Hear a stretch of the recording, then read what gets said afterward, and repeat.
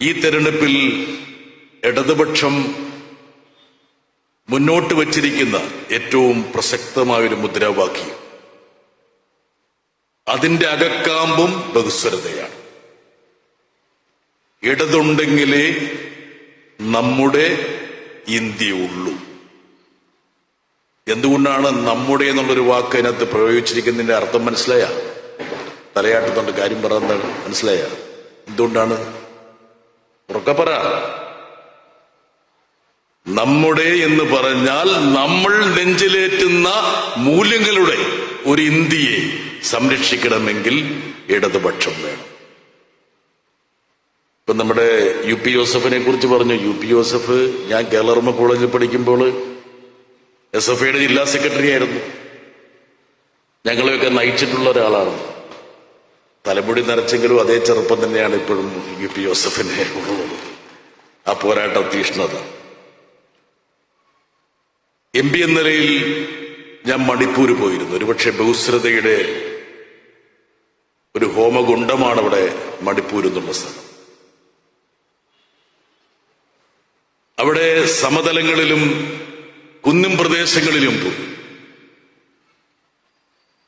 എന്തുകൊണ്ടാണ് മണിപ്പൂർ കേരളത്തിന് പാഠമാകുന്നതെന്ന് നേരിട്ട് കണ്ട് ബോധ്യപ്പെട്ടൊരു വ്യക്തിയാണ് ഞാൻ. കേരളത്തിലെ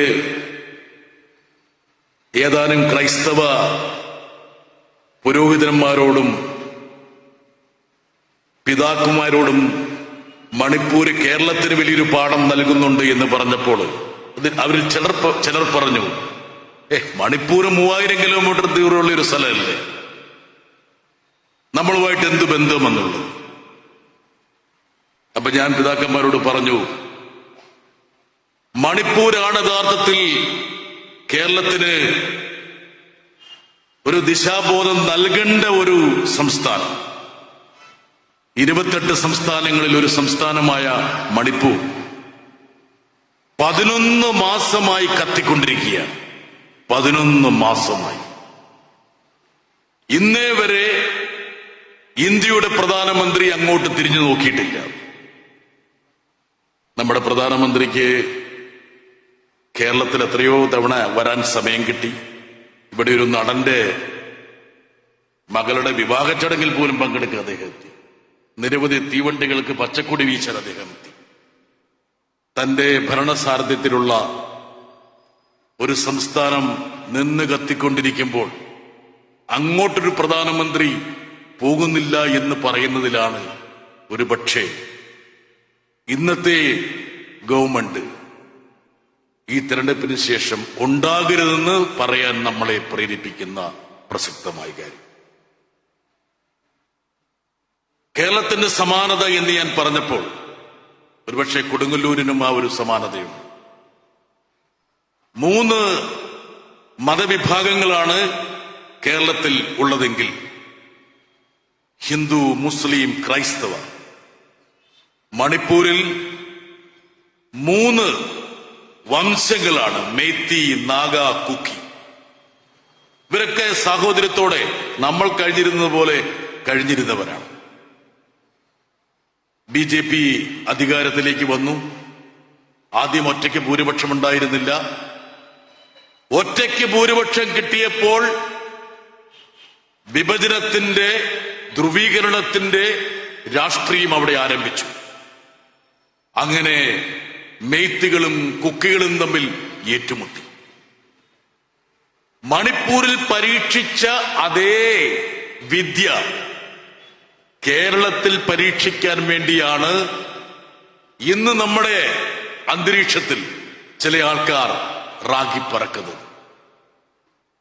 എന്നെ അത്ഭുതപ്പെടുത്തി. രാജ്യസഭയിൽ എന്റെ കൂടെ ഇരിക്കുന്ന BJPയുടെ സമുന്നതനായ നേതാവ് പ്രകാശ് ജാവ്ദേക്കർ, അദ്ദേഹം ഒരു ദിവസം കേരളത്തിലേക്ക് യാത്ര പുറപ്പെടുന്നതിന് മുമ്പ് എന്നോട് പറഞ്ഞു, ബ്രിട്ടാസെ, ഞാന് കേരളത്തിലേക്ക് പോവുകയാണ്. ഞാൻ ചോദിച്ചു, ജാവ്ദേക്കർജി എന്താണ് നിങ്ങളുടെ ദൗത്യം? ക്രൈസ്തവ അരമനകളിൽ പോയി പിതാക്കന്മാർക്ക് ക്രിസ്തുമസിന്റെ കേക്ക് നൽകണം. ഞാൻ പറഞ്ഞു, എന്നു മുതലാണ് നിങ്ങൾക്ക് ക്രൈസ്തവരോട് ഇത്ര സ്നേഹം ഉണ്ടായത്? അങ്ങനെ അദ്ദേഹവും അദ്ദേഹത്തിന്റെ സഹപ്രവർത്തകരും കേരളത്തിൽ വന്ന് ക്രൈസ്തവ അരമനകൾ നിരങ്ങി കേക്കുകൾ വിതരണം ചെയ്തു. മണിപ്പൂരിൽ എങ്ങനെയാണ് രണ്ട് വിഭാഗങ്ങൾക്കിടയിൽ വിദ്വേഷത്തിന്റെയും വെറുപ്പിന്റെയും കനത്ത ഭിത്തി ഉയർത്തിയത്, അതിന് സമാനമായി കേരളത്തിലെ രണ്ട് മതവിഭാഗങ്ങളെ തമ്മിൽ തല്ലിക്കാൻ വേണ്ടിയാണ് ഈ കേക്കുമായിട്ട് ഇങ്ങോട്ട് അവർ വന്നത്.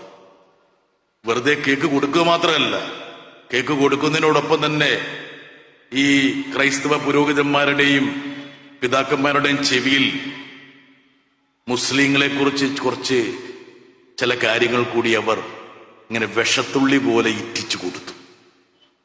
ലവ് ജിഹാദിന്റെ കാര്യങ്ങൾ, അങ്ങനെ പല കഥ. ഇവിടെ അരമനകളില് കയറി നിരങ്ങുമ്പോഴാണ് ഉത്തരേന്ത്യയില് ഒട്ടേറെ ക്രൈസ്തവ ദേവാലയങ്ങളും സ്കൂളുകളും തല്ലിത്തകർത്തത്.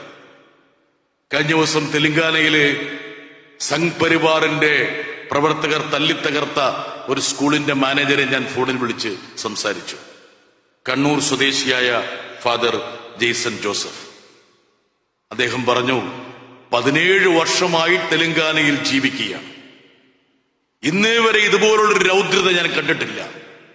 സ്കൂളിൽ കുട്ടികൾ യൂണിഫോം അണിയണം, അണിയുന്നില്ലെങ്കിൽ വീട്ടിൽ നിന്ന് ഒരറിയിപ്പ് ലഭിക്കണമെന്ന ഒറ്റ കാരണത്താൽ 600ഓളം പേർ എന്റെ സ്കൂൾ വളഞ്ഞ് ആ സ്കൂൾ തല്ലിത്തകർത്ത്. അതുവരെ എനിക്ക് സഹിക്കാം ബ്രിട്ടാ സാർ, അത് കഴിഞ്ഞ ശേഷം സംഭവിച്ചതാണ് ദാരുണമായ സംഭവം. എന്നെ കാവിത്തുണി പുതപ്പിച്ചു, എന്റെ നെറ്റിയിൽ തിലകം ചാർത്തി, എന്നെ വലിച്ചിഴച്ച് സ്കൂളിന്റെ ടെറസിലേക്ക് കൊണ്ടുപോയി.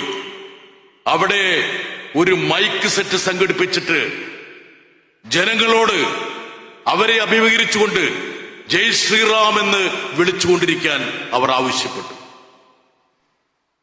ഒരുപക്ഷെ ഇന്ത്യയിൽ നടക്കുന്ന ഫാഷിസത്തിന്റെ രഥയോട്ടത്തിന്റെ ഒരു പ്രതീകമായിട്ട് വേണം, കോൺഗ്രസ് ആണ് അവിടെ ഭരിക്കുന്നതെങ്കിൽ പോലും, എന്താണ് കേരളത്തിൽ വെളിയിൽ സംഭവിക്കുന്നതെന്നതിന്റെ ഒരു ദൃഷ്ടാന്തമാണ്. ഇവിടെയാണ് ഇടതുപക്ഷത്തിന്റെ പ്രസക്തി, ഇവിടെയാണ് രവീന്ദ്രൻ മാഷിന്റെ പ്രസക്തി.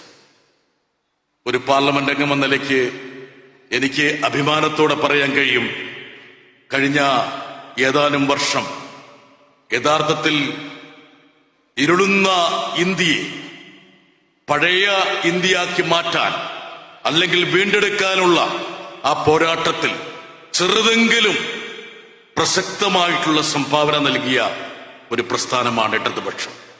ഞങ്ങൾ വിരലിലെണ്ണാവുന്ന എംപിമാർ മാത്രമേ പാർലമെന്റിൽ ഉള്ളൂ എങ്കിൽ പോലും ഇവിടെ നിന്ന് പോയ 18 UDF എംപിമാർ പതറി നിന്നപ്പോൾ ഭരണാധികാരികളെ നോക്കി അവർക്ക് നേരെ വിരൽ ചൂണ്ടി, ഇതല്ല ഞങ്ങൾ നെഞ്ചിലേറ്റുന്ന ഇന്ത്യ, ഇതല്ല മഹാത്മാഗാന്ധിയുടെ ഇന്ത്യ, ഇതല്ല ജവഹർലാൽ നെഹ്റുവിന്റെ ഇന്ത്യ, ഇതല്ല ഇന്ത്യൻ ഭരണഘടന വിഭാവനം ചെയ്യുന്ന ഇന്ത്യ എന്ന് അടിവരയിട്ട് പറയാൻ കഴിഞ്ഞു.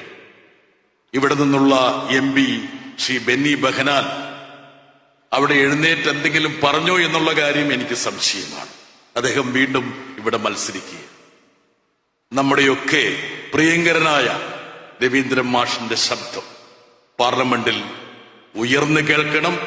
അദ്ദേഹത്തിന്റെ ശബ്ദവും സാന്നിധ്യവുമാണ് ഇന്ത്യയെ വീണ്ടെടുക്കാനുള്ള ഏറ്റവും പ്രധാനപ്പെട്ട കണ്ണികളിൽ ഒന്ന് എന്ന് പറഞ്ഞുകൊണ്ട് അദ്ദേഹത്തെ ഡൽഹിയിൽ സ്വീകരിക്കാൻ ഞാൻ ഉണ്ടാകുമെന്ന് മാത്രം പറഞ്ഞുകൊണ്ട് ഞാൻ എന്റെ വാക്കുകൾ ചുരുക്കുന്നു. നന്ദി, നമസ്കാരം.